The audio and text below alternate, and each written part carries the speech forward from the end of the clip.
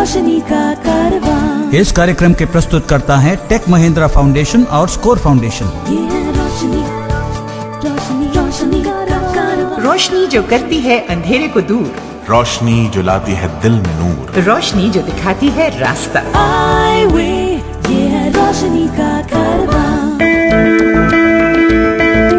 दोस्तों नमस्कार, आपका स्वागत है आपके अपने शो आई वे ये है रोशनी का कारवां में। मुझे तो जानते हैं ना, मैं हूं नरेन। इंडिपेंडेंस, दूसरों की मदद के बिना कुछ करना, शुरुआत में गिरना, ठोकर खाना आम बात है, लेकिन इसकी वजह से मैदान छोड़ देना कोई समझदारी नहीं है। और ये इंडिपेंडेंस दृष्टिहीन व्यक्ति के लिए भी उतनी ही जरूरी है जितना किसी और के लिए। आज के पहले सेगमेंट का हमारा मुद्दा इंडिपेंडेंटली बिजनेस हैंडल करने से जुड़ा है। इस बारे में कुछ और जानने के लिए आइए चलते हैं निकिता के पास। नमस्कार दोस्तों, क्या आप जानते हैं एक व्यवसाय शुरू करने के लिए सबसे ज्यादा किस चीज की जरूरत होती है? जमा पूंजी की, बिजनेस आइडिया की, उद्यमी योग्यता की, या फिर रिस्क लेने की क्षमता की?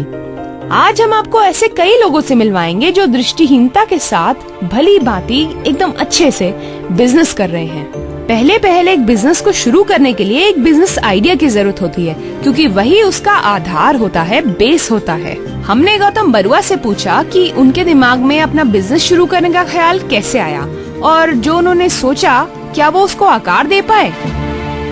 नमस्कार, मैं गौतम बरुआ गुवाहाटी असम से बोल रहा हूँ। मैं 1998 से बिजनेस कर रहा हूँ, जो अभी मेरा टेलीकॉम सेक्टर प्लस डीटीएच और इंटरनेट के ऊपर मेरा बिजनेस चल रहा है। और मैं टोटली ब्लाइंड हूँ। कुछ घर के हालात के कारण मेरा म्यूजिक लाइन से थोड़ा हटना पड़ गया। जो मेरा एक छोटा सा एक पीसीओ स्टार्ट किया, उस समय पीसीओ काफी बूम टाइम था। धीरे धीरे देखा मोबाइल रिलेटेड और एक चीज है वो डीटीएच, तो डीटीएच वाला सेक्टर में भी मैं स्टार्ट कर दिया।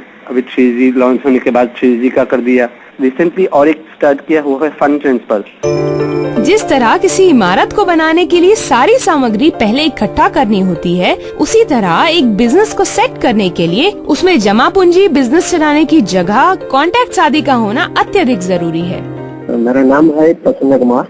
पैदा हुआ 1956 में। मैं एक इलेक्ट्रॉनिक इंजीनियर था, काम करता था, और उसके बाद रेटिनिटिस पिगमेंट डिजीज होकर मुझे विजन कम होता था, और कंपनी से BRS लेकर 2000 में मेरा यूनिट कोच्चि केरला में शुरू किया। मैं कंपनी में काम करता था ना, पहले बोला उस एक्सपीरियंस मुझको थोड़ा कॉन्फिडेंस मिला, और उसके बाद मेरा फ्रेंड्स के साथ डिस्कस कर लिया, अंडरस्टैंड किया। कैनरा बैंक से एक छोटा लोन लिया, 2 लाख लोन मिला, और इसके लिए मेरे को कुछ डॉक्यूमेंट्स देना था।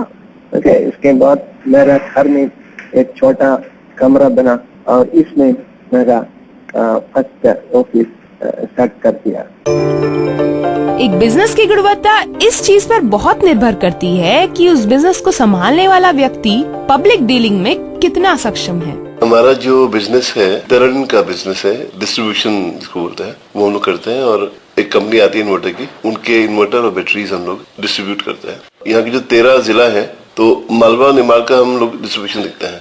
देखिए, जीवन है तो कमाई चाहिए, पैसा चाहिए। और जो हमारे पापा थे उन्होंने बिजनेस किया, फिर हमने किया, फिर जब यहाँ पे तो भी उन्हें बिजनेस ही करना था। जिसको ऑर्डर देने की आदत हो वो ऑर्डर ले नहीं सकता एक्चुअली। तो मैंने यहाँ पे काम चालू किया, और इतना ही कि भाई जितना हमको सिखाया गया हमारे पिताजी द्वारा, या जो भी हमको संस्कार दिए गए हैं, उनको साथ में लेकर के और अपनी पूरी नियत से, ईमानदारी से जो हमने किया है। पूरे मध्य प्रदेश में लोग हमको जानते हैं। हालांकि बहुत ज्यादा फिगर इंडिया वाइज नहीं है, बट जो जिस चीज में हम लोग डील करते हैं उसमें हम लोग लगभग इंडिया नंबर 1 है क्षेत्र में। ये थे इंदौर के तेजपाल छाबड़ा। कई बारी छोटी सी भूल चूक से बड़ा नुकसान होने की संभावना बनी रहती है, और जैसे जैसे बिजनेस फैलता है, इस चीज का खास ध्यान रखने की जरूरत पड़ती है। देखिए, बिजनेस में प्रॉफिट भी है, लॉस भी है, और मैं अपना सेफ्टी रखने की कोशिश करता हूँ जितना हो सके। क्योंकि मोबाइल सेट जो कीमती चीज हो, वो मैं अपना शोकेस के अंदर में रखूंगा, काउंटर के अंदर रखूंगा।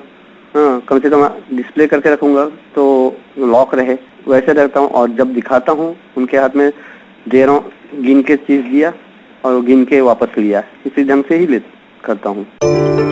1970 के दशक में मैकेनिकल इंजीनियरिंग करने वाले चेन्नई के पीआर पिचुमनी ने अपनी दृष्टि रेटिनाइटिस पिगमेंटोसा के चलते खो दी। कुछ वर्क एक्सपीरियंस लेके ऑटो इलेक्ट्रिक कंपोनेंट सप्लाई करने का काम शुरू किया, मात्र 3 मशीन्स और 3 वर्कर्स के साथ। और आज 30 साल से खुद की फैक्ट्री चला रहे हैं और लगभग 40 लोगों को रोजगार दे रहे हैं।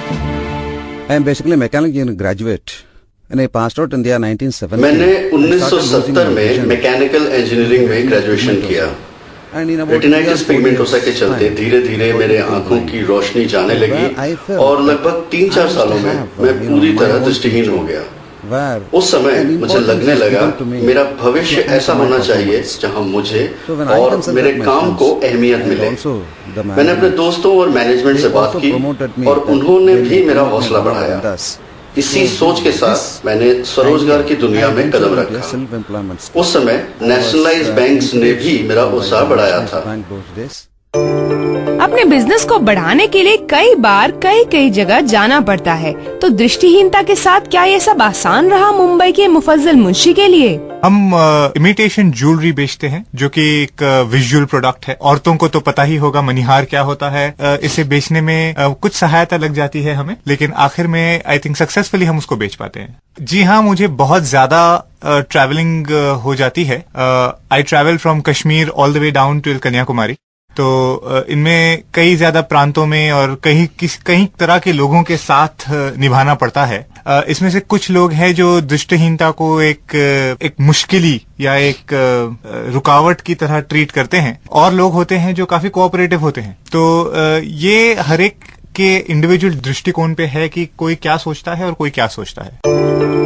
कई गवर्नमेंट और प्राइवेट बैंक दृष्टिहीन व्यक्ति को बिजनेस के लिए लोन देते हैं, जैसे कि प्रसन्न कुमार ने केनरा बैंक से लिया। कई ऐसी संस्थाएं भी हैं जो विकलांग लोगों को अपने बिजनेस के लिए लोन देती है, जैसे कि national handicapped finance and development corporation, national association for the blind और कई ऐसी भी संस्थाएं हैं जो केवल महिलाओं को लोन देती हैं।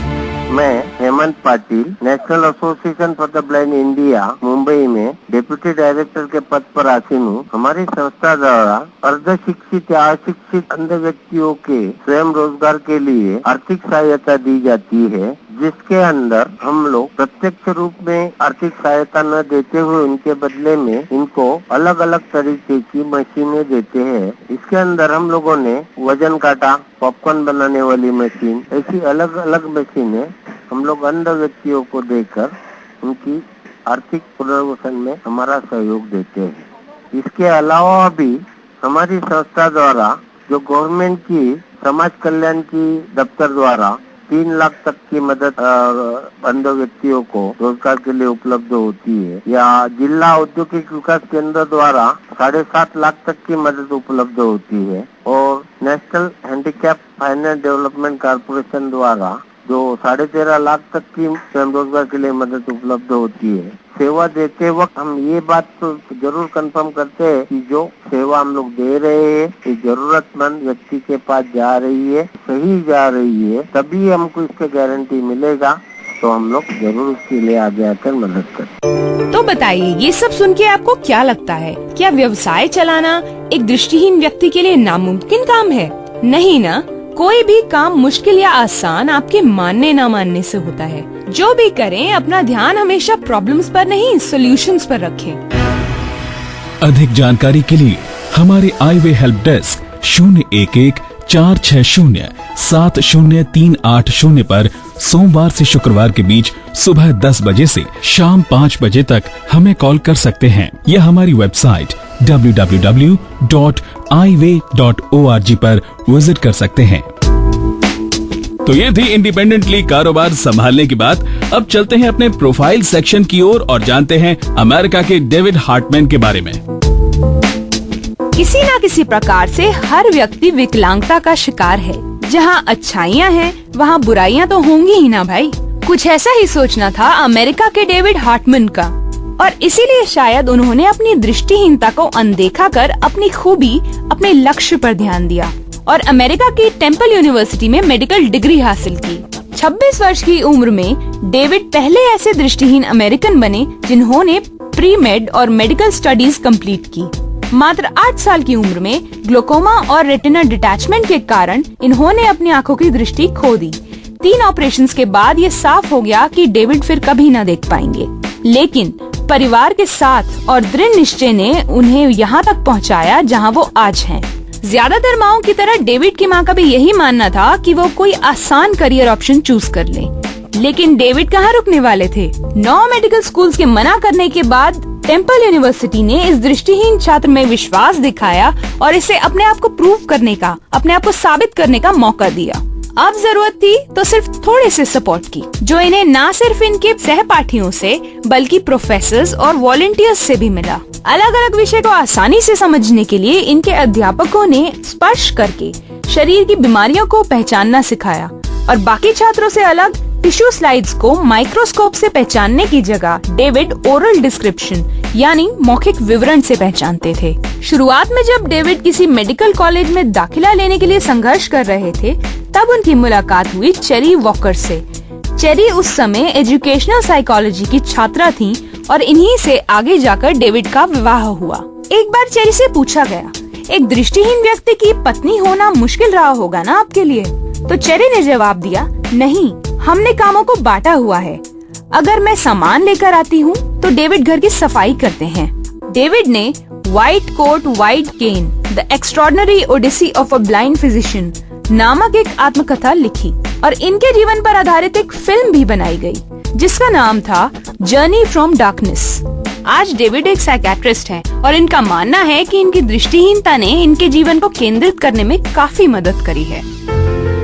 कई बार हम सोचते हैं कि क्यों किसी की बात पर गौर करें, लेकिन जब बात कोई अनुभवी व्यक्ति कर रहा हो तब। ऐसे ही एक अनुभवी व्यक्ति हैं मुजफ्फरनगर यूपी के बालकृष्ण भाटिया। जरा ध्यान से सुनिएगा इनकी बात को।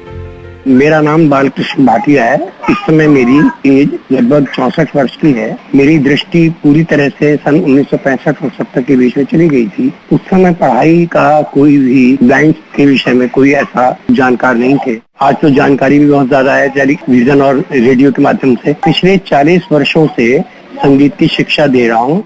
मुझसे शिक्षा प्राप्त बच्चे आज इंटर कॉलेजेस में भी लगे हुए हैं और यहाँ तक कि यूएसए यूके में भी। मुझे अपने आप पर गर्व है कि मैं उनको सिखा करके अन्यों को तक मेरी सिखाई शिक्षा पहुँच रही है। कभी भी आप उदास न हो कि हम जो है ब्लाइंड हो गए, अब क्या होगा, अब बहुत कुछ होगा। हारिए न हिम्मत, विसारिए न राम, और ये समझते हुए अपने आप को आगे बढ़ाएं। पेश है आई वे की SMS अलर्ट सेवा, जो आपको देती रहेगी नियमित रूप से हर अहम जानकारी फ्री। रजिस्टर करने के लिए SMS करें on space I way news और भेज दें 9870807070 पर। और अब बढ़ते हैं अपने सवाल की ओर। निशक्तजन अधिनियम के अनुसार किसी भी विकलांग या दृष्टिहीन बच्चे को पास के रेगुलर स्कूल में दाखिले के लिए मना नहीं किया जा सकता है। तो बताइए, निशक्तजन अधिनियम 1995 के अलावा कौन से कानून में हाल ही में दृष्टिहीन या विकलांग बच्चों की शिक्षा से जुड़े अधिकारों को लेकर संशोधन किया गया है? आपके ऑप्शंस ये रहे। A, right of children to free and compulsory education act 2009, B, right to information, या सी, कॉपीराइट एक्ट। आप अपना जवाब 5 दिनों के अंदर हमें भेज सकते हैं। जवाब भेजने के लिए SMS करें 9968329329 यानी 9968329329 पर अपने पूरे नाम और पते के साथ, या फिर हमें ईमेल करें radio@iway.org पर, radio@eyeway.org पर। तो बस चलते रहें, क्योंकि चलना ही जिंदगी है। अभी के लिए इजाजत दीजिए, मिलते हैं अगली बार। नमस्कार। ये है रोशनी का कारवां। इस कार्यक्रम के प्रस्तुतकर्ता थे टेक महिंद्रा फाउंडेशन और स्कोर फाउंडेशन।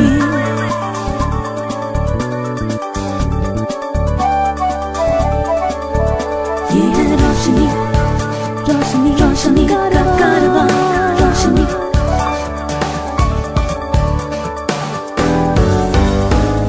आई वे, ये है रोशनी का कारवां।